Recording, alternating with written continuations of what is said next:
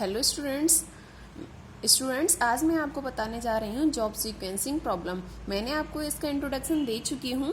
मैंने आपको बताया था स्टूडेंट कि इसके 4 टाइप्स होते हैं जॉब सीक्वेंसिंग प्रॉब्लम के।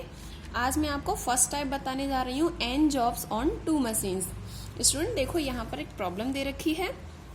इन a factory there are 6 jobs to perform, each of which should go through 2 machines, machine A and B in the order AB।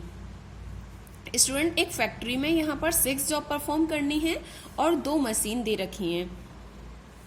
उसका ऑर्डर दे रखा है A और B, AB यानी AB ऑर्डर को follow करते हुए उन 6 जॉब को परफॉर्म करना है। The processing time in hours for the jobs is given here. Processing time आपको आवर्स में दे रखा है। You are required to determine the sequence for performing the jobs that would minimise the total elapsed time. What is the value of t।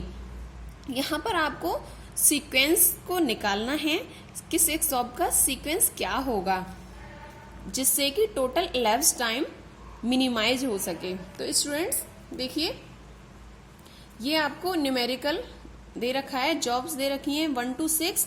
Machine ए का processing time दे रखा है, machine B का processing time दे रखा है for each jobs.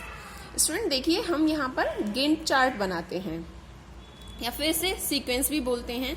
अब क्योंकि 6 job हैं तो हम 6 ब्लॉक्स बना लेंगे 1 2 3 4 5 6। ये होता है for machine A, for machine B. यहाँ से मशीन बी इन करेगी और इधर से मशीन ए इन करेगी। अब स्टूडेंट हम दोनों मशीन में देखेंगे कि सबसे मिनिमम टाइम किस जॉब का है, किस मशीन का है जॉब्स के लिए। अब देखिए यहाँ पर सबसे मिनिमम टाइम मशीन ए के लिए 2 दे रखा है और मशीन बी के लिए कितना दे रखा है 1 दे रखा है। तो सबसे मिनिमम टाइम क्या है, प्रोसेसिंग टाइम 1। तो हम सबसे पहले 1 को यानी कि जॉब 6 को इन करेंगे मशीन के लिए। तो इधर कितना आ जाएगा 6 आएगा। ठीक है, जॉब 6 का है, प्रोसेसिंग टाइम 1 सबसे कम है। तो हम बी के लिए सबसे पहले 6 को इन करेंगे। अब क्योंकि हम 6 जॉब को प्रोसेस करा चुके हैं यानी कि इस सीक्वेंस में ले चुके हैं तो इसको हम हल्का सा इसे काट देंगे, क्रॉस कर देंगे। या तो इस तरीके से कर दो या फिर इस तरीके से। इसके बाद देखेंगे कि इसके बाद मिनिमम टाइम क्या है। इधर 2 है, इधर 3 है। तो 2 तो 3 से कम होता है तो हम जॉब 3 को इन कराएंगे। ये किसका है, मशीन ए के लिए है। तो मशीन ए को हम यहाँ से इन कर रहे हैं तो जॉब 3 को हम यहाँ से सीक्वेंस कर देते हैं। अब हम इसको भी इस तरीके से क्रॉस कर देंगे क्योंकि इसे हम सीक्वेंस करा चुके हैं। इसके बाद देखेंगे स्टूडेंट, इसके बाद इधर तो है नहीं, इधर कितना है 3 है, इधर 4 है। तो हम 3 को इन कराएंगे तो जॉब 1 को इन कराएंगे। इधर मशीन बी के लिए है क्योंकि 3, तो हम मशीन बी से 1 को, जॉब 1 को इन कराएंगे। इसके लिए इसे भी हम कैंसिल कर देंगे। इसके बाद देखेंगे यहाँ 4 है, यहाँ भी 4 है। अब क्योंकि मशीन बी ए पहले है तो हम 4 को करा लेंगे यानी जॉब 2 को इन कराएंगे। इसका मिनिमम टाइम कितना है 4 है। इसके बाद देखिए यहाँ है, इसका मिनिमम टाइम कितना है 4 है, इधर कितना है 5 है। तो हम 4 को ले लेते हैं, कितना है जॉब 5 के लिए। तो यहाँ से बी के लिए है क्योंकि तो हम बी की तरफ से इन कराएंगे, इसे भी हम काट देते हैं। अब क्योंकि लास्ट जॉब बची है हमारे पास 4 तो यहाँ हम 4 को कराएंगे। ये हमारा सीक्वेंस है। इस सीक्वेंस में हम जॉब को परफॉर्म करेंगे for machine A and machine B. इसके बाद देखिए स्टूडेंट हम इस तरीके से एक टेबल बनाएंगे। जो हमारा सीक्वेंस था सबसे पहले हम इस सीक्वेंस को यहाँ लिख लेंगे। कितना था 3 2 4 5 1 6। इस सीक्वेंस में क्योंकि हमारा यही एक ऐसा सीक्वेंस है जिससे हम हमारा टोटल elapsed टाइम कैसा आएगा, मिनिमम होगा। तो हम उस सीक्वेंस को लिख लेंगे। अब देखिए मशीन ए के लिए इन टाइम और आउट टाइम दोनों को हम यहाँ पर लिखेंगे।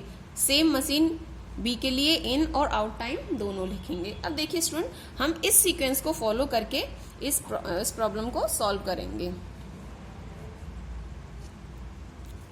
हमें सबसे पहले जॉब 3 को परफॉर्म कराना है। तो जॉब 3 का मशीन ए के लिए देखेंगे प्रोसेसिंग टाइम कितना है, 0 है। अब ये इन टाइम तो इसका कितना रहेगा, 0 रहेगा, सॉरी कितना है, 2 है।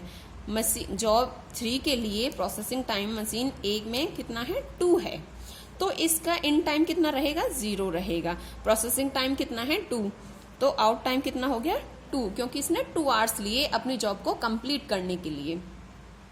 अब आइए मशीन बी में, मशीन बी का कितना है, 6 है प्रोसेसिंग टाइम। अब क्योंकि 2 तो यहाँ इसने ले लिया, तो इसका मशीन बी का इसका ऑर्डर कितना दे रखा है, ए और बी। ऐसा नहीं है कि ए को स्किप करके बी मशीन जॉब 3 को परफॉर्म करेगी, पहले ए मशीन करेगी फिर मशीन बी करेगी। ए ने अपना काम कंप्लीट कर लिया, 0 से स्टार्ट हुआ और इसका प्रोसेसिंग टाइम कितना था, 2 था, तो 2 ले लिया, तो आउट टाइम कितना हुआ, 2। अब क्योंकि इसका आउट टाइम 2 है तो मशीन बी का इन टाइम क्या होगा, 2 होगा। और ये टाइम कितना ले रही है, प्रोसेसिंग टाइम कितना है इसका, 6, तो 2 + 6 कितना हुआ, 8। या तो इस तरीके से कर लो, 2 + 6 कितना हुआ, 8, तो इसका आउट टाइम कितना हो गया, 8 हो गया। अब आइए जॉब 2 पर, जॉब 2 ये रही, इसका प्रोसेसिंग टाइम कितना है, 4 है। अब क्योंकि ये इसका इन टाइम क्या रहेगा, ये 2 आवर्स में फ्री हो गई थी, तो इसका इन टाइम कितना हो गया, 2 हो गया, और इसका प्रोसेसिंग टाइम कितना है, 4 है, तो 2 + 4 कितना हुआ, 6, तो इसका आउट टाइम कितना हो गया, 6 हो गया। अब आइए मशीन बी पर, बी का प्रोसेसिंग टाइम कितना है, 8 है। जॉब 2 के लिए देखिए, जॉब 2 के लिए मशीन बी का प्रोसेसिंग टाइम कितना है, 8 है। अब क्योंकि ये 6 पर तो फ्री हो गई थी लेकिन ये फ्री नहीं हुई थी, तो इसका इन टाइम कितना होगा, 8 होगा, क्योंकि इसे 8 घंटे लगे कंप्लीट करने के लिए जॉब 3 को। तो जब ये फ्री होगी तभी नेक्स्ट प्रोसेस लेगी, तो यहाँ इसका इन टाइम कितना हो गया, 8 हो गया, और इसका प्रोसेसिंग टाइम कितना है, 8 है, तो 8 + 8 कितना हुआ, 8 + 8 16, इसका आउट टाइम कितना हो गया, 16। इतने ये मशीन भी 16 आवर्स में फ्री हुई अपने दोनों जॉब को परफॉर्म करके। अब आइए सीक्वेंस 4 पर, यानी जॉब 4 पर, जॉब 4 का मशीन ए के लिए प्रोसेसिंग टाइम कितना है, 5 है। अब ये कितने पर, 6 आवर्स में फ्री हुई थी, तो इसका इन टाइम कितना हो गया, 6 हो गया। कितना टाइम ले रही है, ये 5 घंटे ले रही है अपने जॉब 4 को प्रोसेस करने के लिए, कंप्लीट करने के लिए, तो 6 + 5 कितना हो गया, 11। अब आइए मशीन बी पर, ये कितना, इसका प्रोसेसिंग टाइम कितना है, 6 है, लेकिन ये 16 पर फ्री हो रही है, ठीक है। ये तो 11 पर फ्री हो गई थी लेकिन ये फ्री नहीं हुई थी, तो इसका प्रोसेसिंग टाइम कितना, इसका इन टाइम कितना हुआ, 16 हुआ, क्योंकि ये 16 आवर्स में फ्री हुई थी अपनी 2 जॉब को कंप्लीट करके, तो इसका इन टाइम कितना हो गया, 16 हो गया। अब ये कितना, इसका प्रोसेसिंग टाइम कितना है, 6 है, तो 16 + 6 कितना हुआ, 22, तो इसका आउट टाइम कितना हो गया, 22।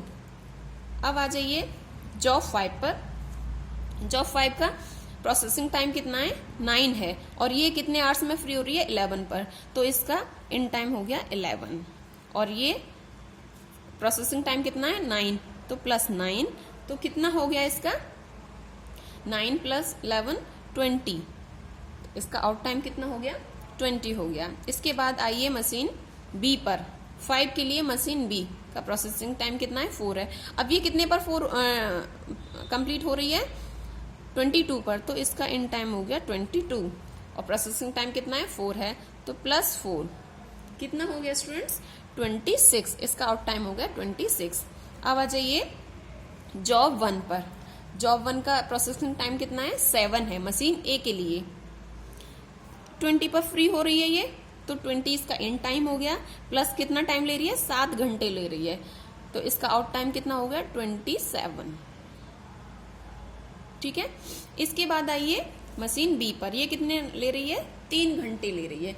अब देखिए स्टूडेंट, ये तो 26 पर फ्री हो गई थी, लेकिन इसने 26 पर इसको नहीं छोड़ा, इसने कहा कितना छोड़ा है, 27 आवर्स में छोड़ा इसे, तो इसका अब आउट टाइम इन टाइम कितना हुआ, 27। अब 26 नहीं रहा क्योंकि ये तो पहले फ्री हो गई थी, लेकिन मशीन ए ने जॉब 1 को फ्री नहीं किया था, तो इसका इन टाइम अब 27 हुआ, ठीक है।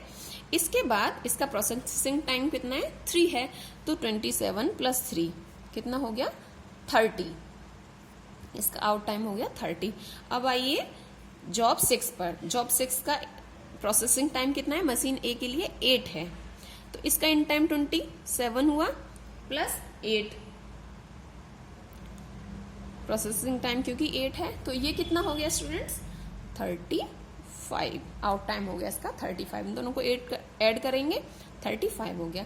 अब देखिए स्टूडेंट, ये तो 30 पर फ्री हो गई थी, लेकिन इसने इसको जॉब 6 को 30 पर नहीं छोड़ा। इसने कब छोड़ा, इसे 35 पर इसे रिलीज किया है, तो इसका इन टाइम हुआ 35। अब इसने कितने घंटे वेट किया, 5 घंटे वेट किया। अब देखिए इसका प्रोसेसिंग टाइम कितना है, जॉब 6 का मशीन बी के लिए 1 है, तो +1, तो इसका आउट टाइम कितना होगा 36। अब देखिए स्टूडेंट, इन 6 जॉब को परफॉर्म करने के लिए मशीन ए और मशीन बी ने टोटल टाइम कितना लिया, 36 लिया। मशीन ए ने 35 और मशीन बी ने 36, तो टोटल elapsed टाइम कितना हुआ 36।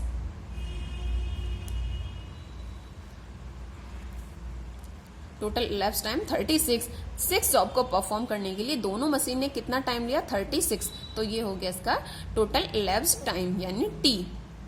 Thank you students.